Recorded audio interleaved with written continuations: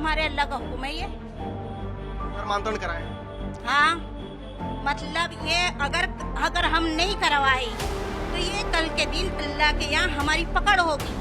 तुम्हारे सामने गैर मुस्लिम रहते थे, तुमने क्यों नहीं बताया हम इनको? आगरा से जबरन धर्मांतरण का रैकेट चलाने वाले अब्दुल रहमान कुरैशी ने पुलिस पूछताछ में कई चौंकाने वाले खुलासे किए हैं। आगरा पुलिस की पूछताछ में अब्दुल रहमान ने कहा कि वो स्लीपर सेल की तरह छुपकर धर्मांतरण करवाता था। बताया जा रहा है कि अब्दुल और उसका गैंग 18 साल के होने से पहले लड़के और लड़कियों को निशाना बनाता था, फिर उनके पीछे अपने मुस्लिम लड़के और लड़कियों को लगा देता था, जो उन बच्चों का ब्रेन वॉश करते थे। लड़के और लड़की जब 18 साल के हो जाते थे तो उनको अलग अलग प्रलोभन देकर मस्जिद में कलमा पढ़वाकर उनका निकाह करवा देता था। अब्दुल रहमान ने खुलासा किया कि इस सिंडिकेट में उसके साथ पूरी टीम काम करती थी।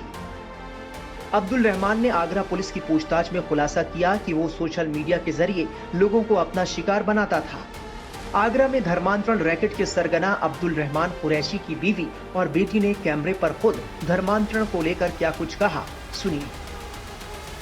आगरा धर्मांतरण मामले में रविवार की शाम को यूपी पुलिस दिल्ली पहुंचती है, जहां अब्दुल रहमान नाम के शख्स को उनके घर से गिरफ्तार करती है। हमारे साथ उनके परिवार मौजूद है, मुझसे बात करेंगे। क्या नाम हुआ आपका? कुलसुम। आप उनकी कौन लगती है? बेटी। आप? मैं वाइफ हूँ उनकी। जो बड़ा आरोप लगा है कि धर्मांतरण का खेल इस कमरे में चल रहा था, जिस वक्त पुलिस यहां पहुंची है उस वक्त यहां पर एक युवती भी थी जिसको लेकर के रोहतक में उसकी गुमशुदगी का मामला दर्ज है। क्या यहाँ पे धर्मांतरण का काम चलता था? नहीं, इल्जाम है ये, कुछ नहीं चलता था धर्मांतरण। यहाँ झूठा इल्जाम है, ये झूठा इल्जाम है। करते ही नहीं थे ये सब काम, जबरदस्ती इल्जाम लगाया जा रहा है ये। तो वो ममता थी? वो ममता थी, वो आई थी लड़के की चक्कर में, वो लड़के की चक्कर में ईमान में आई है शायद। कौन था लड़का वो? जुनैद नाम का है। हमें फंसाई और चली गई वो। यहाँ पे कलमा पढ़ाया जाता था? यहाँ नहीं पढ़ाया है हमें तो, हम तो कुछ उससे पूछते भी नहीं थे, सिर्फ वो खाना खाती थी, अपना नमाज पढ़ती थी, जाती थी और मोबाइल चलाते रहती थी। हमें खुद चिढ़ाती थी, पता नहीं क्यों, घर के कामों में हाथ भी नहीं बटाती थी। और भी यहाँ पे जो है सो कहा जाता है कि अब्दुल रहमान और भी कई लोगों को कलमा उन्होंने पढ़ाया है, कई लोगों को धर्मांतरण कराया। तो क्या धर्मांतरण को लेकर के आपके लिए लगता है कि ये गर्व की बात है, ये अच्छी चीज है ये? हाँ, हमारे अल्लाह का हुक्म है ये। धर्मांतरण कराएं। हाँ, मतलब ये अगर हम नहीं करवाए तो ये कल के दिन अल्लाह के यहाँ हमारी पकड़ होगी। तुम्हारे सामने गैर मुस्लिम रहते थे, तुमने क्यों नहीं बताया हक इनको? ये हमारी पकड़ का जरिया होगा कयामत के दिन। अब तुम लोग ने इसका ये बना दिया, अब तुम्हें जब आखिरत में अल्लाह ताला जमा करेगा जब पता चलेगा तुम लोगों को। अभी तो दुनिया की उसमें चमक धमक में तुम लोग भूल गए हो अल्लाह को। ये तुम लोग में कौन लोग हैं ये लोग?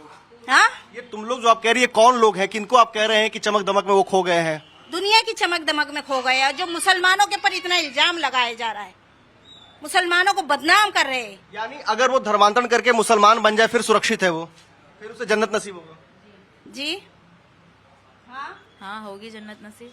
और अगर वह इस्लाम नहीं कबूलता है तो? वो उसके ऊपर है, इस्लाम नहीं कबूलता उसे है, जन्नत फिर नहीं मिलेगा? हाँ नहीं मिलेगी। अच्छा, कलीम सिद्दीकी को आप जानती हैं? जी जानते हैं, सिर्फ नाम सुने हैं, हम उनका बयान सुनते थे बस, और कुछ नहीं है। क्योंकि कहा जाता है कि कलीम सिद्दीकी की जब गिरफ्तारी हुई तो उस दौरान जो है जो अपना वो धर्मांतरण का काम करते थे, कलीम सिद्दीकी ने अपना पूरा काम जो है वो अब्दुल रहमान को सौंपा था, और उसके बाद ये धर्मांतरण के ये गलत है, झूठ इल्जाम है, ये झूठा इल्जाम है ये। हमारा कोई लेना देना नहीं, वहाँ जाना नहीं, उनके घर वालों को हम कुछ जानते नहीं, कुछ नहीं, हम कैसे काम संभाल लेंगे उनका? हम मामूली इंसान है, गरीब इंसान है।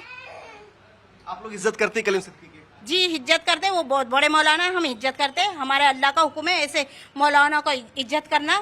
लेकिन वो तो धर्मांतरण के मामले में आजीवन सजा काट रहे हैं। काट रहे हैं, वो तो अल्लाह की तरफ से है, बस अल्लाह का हुक्म है ये। का काम कर रहे हैं, जेल में भी दावत का काम कर रहे हैं वो तो। किस तरह के दावत का? लोगों को दीन की दावत दे रहे हैं, इस्लाम की अच्छाइयाँ बता रहे हैं, इस्लाम मजहब की। यह भी कहा गया कि जब पुलिस यहाँ पहुंची तो यहाँ पर कई सारे धार्मिक मजहबी किताब पाए गए, जिसमें कहीं ना कहीं ब्रेन वॉश के लिए या फिर इस्लाम की तरफ बढ़ने को लेकर के था। हाँ थी किताबें, लेकिन ब्रेन वॉश करने वाली तो नहीं थी, इस्लाम के बारे में थी किताबें। पुलिस के मुताबिक धर्मांतरण गैंग का सरगना अब्दुल रहमान कुरैशी पहले हिंदू धर्म को फॉलो करता था। पहले उसका नाम महेंद्रपाल जादौन उर्फ पप्पू था, लेकिन 1990 में वो ईसाई बन गया। इसके कुछ साल बाद इस्लाम कबूल कर लिया, फिर धर्मांतरण के खेल में शामिल हो गया और रैकेट का सरगना बन गया। यहाँ पे आए दिन लड़कियां आती रहती, नाबालिग लड़कियां भी आती, हमारे रिश्तेदार थे और नाबालिग लड़कियां जो आती रहती थी वो कोई नहीं आता था, कोई नहीं आता था। बस एक ही बहनों की लड़की थी, खाला की बेटियां थी, वो मुंबई से आई थी, अलीगढ़ से आई थी। भाइयों की बेटी, बहनों की, हम 5-6 बहनें हैं, कलमा- 6 बहनों की 2-2 बेटियां। अच्छा, ये भी कहा जाता है कि जो कलमा पढ़ाया जाता था बाहर आवाज आती थी, तो क्या आपको लगता है कि जो भी अब्दुल रहमान पड़ोसी बताते, मेरा सवाल यह है कि अब्दुल रहमान जो काम कर रहे थे यहाँ पर, जिस तरह से वो धर्मांतरण या फिर जो कलमा की बातें जो कही जा रही, जो पुलिस ने जो कहा है, तो क्या उस बात को लेकर के आपको गर्व है जो कर रहे थे वो बिल्कुल सही कर रहे थे?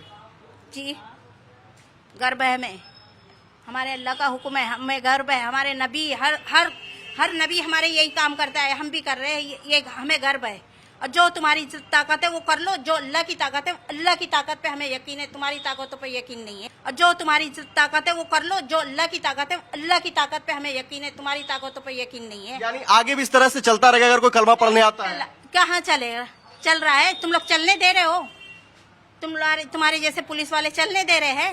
अगर पुलिस, अल्लाह ने छूट दे रखी तुम लोगों को, अल्लाह ने पुलिसों को जो है इस्लाम के खिलाफ, उन लोगों को अल्लाह ने छूट दे रखी है। बस जिस दिन अल्लाह की पकड़ आ गई तो फिर गए। अगर पुलिस वाले नहीं टोकते तो इस तरह से चलता रहता, फिर कोई दिक्कत नहीं है। हाँ, पाकिस्तान की वो मुसलमान आई है, हिंदू के घर में रह रही है, वो क्या कर रही है? गलत वो अच्छा है, यानी सीमा हैदर गलत कर रही है। है, बताओ वो अच्छा है? आपके नजर में सीमा ने गुनाह किया है? हाँ, बहुत बड़ा गुनाह किया, वो जहन्नम की हकदार है, वो जहन्नम की हकदार है वो लड़की। यानी आगे भी इस तरह से चीजें चलती रही, कोई अगर कलमा पढ़ाने के लिए आप लोग तैयार रहेंगे आगे भी? जी रहेंगे तैयार, अगर कोई आ गया तो तैयार रहेंगे हम, तो अल्लाह ने चाहा तो देखिए, ये अब्दुल रहमान के परिवार हैं, ये उनकी बेगम है, ये इनकी बेटी है, और इनका साफ तौर पर कहना है कि यहाँ पर कोई इस तरह का मामला नहीं चल रहा था, लेकिन हाँ जो जिस तरह से कलमा पढ़ाया गया उसको लेकर के इन्हें गर्व है, और जिन लोगों ने भी इस्लाम को कबूल किया है उन्हें सीधे जन्नत मिलेगी, इस तरह की बातें कह रहे हैं। लेकिन देखना यही होगा कि अब आगे जिस तरह से यूपी पुलिस लगातार जो है इस पूरे धर्मांतरण के नेक्सस की जड़ों को खोदने में लगी है, आगे किस तरह से इस पूरे मामले पर कार्रवाई होती है और अगला किसकी संलिप्तता पाई जाती है। बता दें कि आगरा पुलिस ने अब्दुल रहमान को दिल्ली के मुस्तफाबाद से गिरफ्तार किया था, जहां से कई धार्मिक किताबें और आपत्तिजनक सामग्री भी बरामद की गई थी। कोर्ट ने पुलिस की 14 दिन की रिमांड मांग पर सुनवाई करते हुए अब्दुल रहमान को 10 दिन की पुलिस कस्टडी रिमांड में भेज दिया है। पुलिस रिमांड में अब्दुल और कौन कौन से खुलासे करता है, ये देखना होगा।